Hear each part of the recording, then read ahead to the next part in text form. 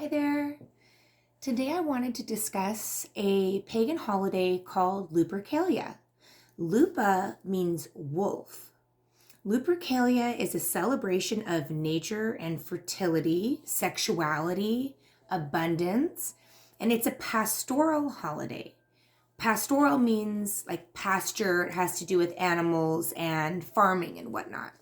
So basically, pagans celebrated the god Lupercus, or the god who's synchrotized with the god Pan or Faunus. A Faun or a saytr, they're the same thing, just one's in Greek and one's in Roman. So the god Pan was said to be a descendant of the Titans, and he was a nature god, and he was a satyr. He was half goat, half human. So, but interestingly, Lupercus, Lupa meaning wolf, that's the original name for the god Pan.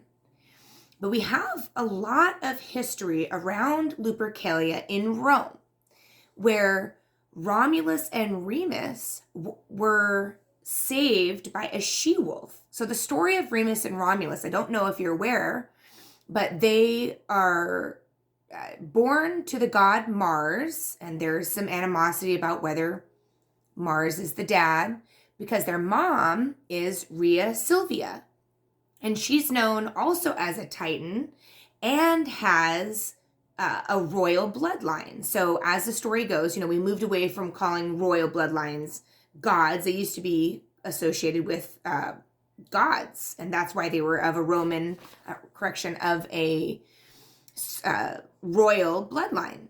So Lupercalia is celebrated the 13th through the 15th of February.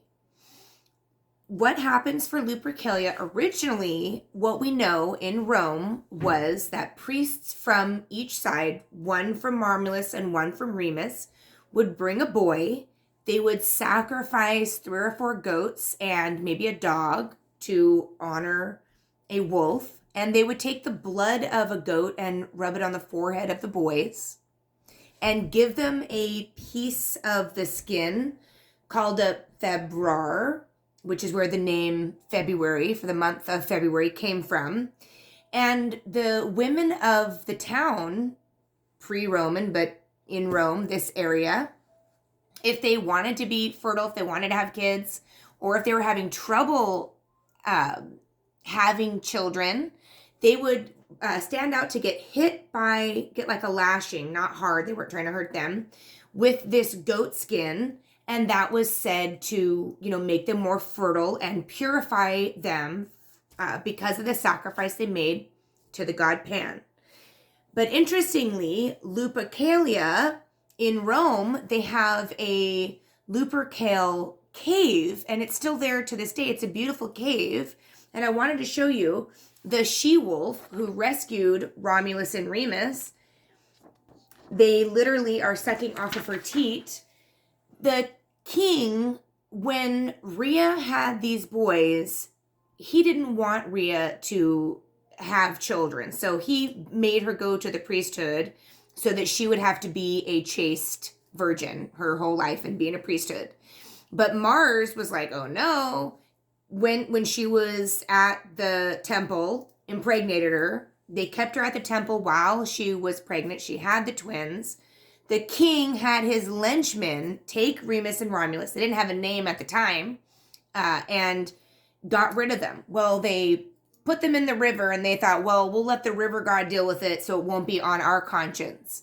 And that's when Mars stepped in and brought the babies to the she-wolf. And the she-wolf, the Lupercal, took care of the boys until Faunus, a shepherd in a close and nearby town, fought for the boys and took and raised them as his own.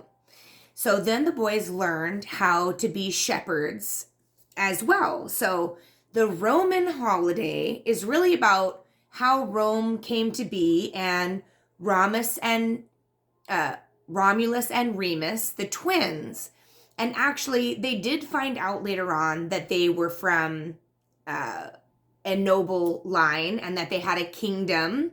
And they ended up fighting each other, and Romulus killed Remus, and that's who named Rome. That's why it's not Remulus or whatever. So it's Romulus. It's Rome.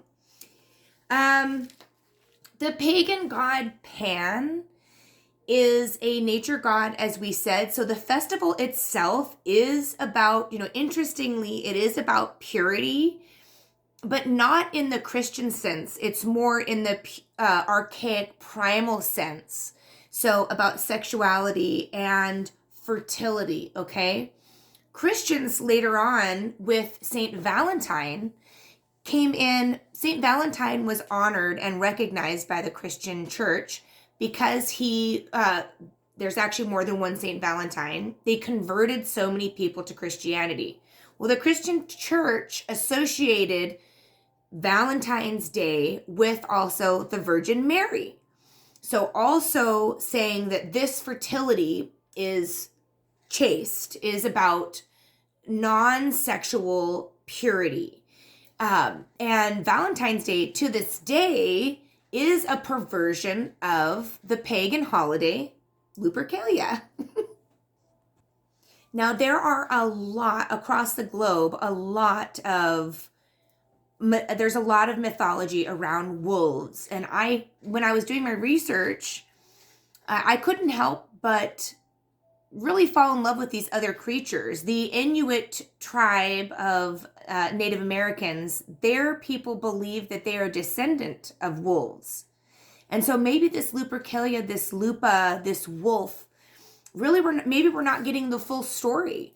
And even the god Anubis in Egyptian mythology, he was half wolf. Now, they did say that he was half jackal, but DNA now says that actually more than likely he was a wolf. So why do we also have gods of the underworld, and in Japan there are half killer whale, half wolves, and there are beings that said, even in Japan and in even Haida and Inuit tribes, said that they descended from wolves. So maybe this celebration about wolves and fertility is more about how we came into creation as human beings and these nature elements, and how, for instance, the god Pan is a nature element, is half satyr, half goat, half man. And so maybe, a lot of like the Sumerian mythology is really about the seeding of humanity and the Anunnaki. So I still wonder more about these wolves and about this fertility and seeding and what we're really celebrating with this god Pan. But I wish you a blessed Lupercalia. Let me know how you're going to be celebrating. The color red does represent Lupercalia because of the blood of the goat, because traditionally, and many pagan holidays back in the day were observed through sacrifice. And that may be one reason why paganism was deemed, barbaric. Although in Christianity, they say the blood of, Jesus when you're drinking wine.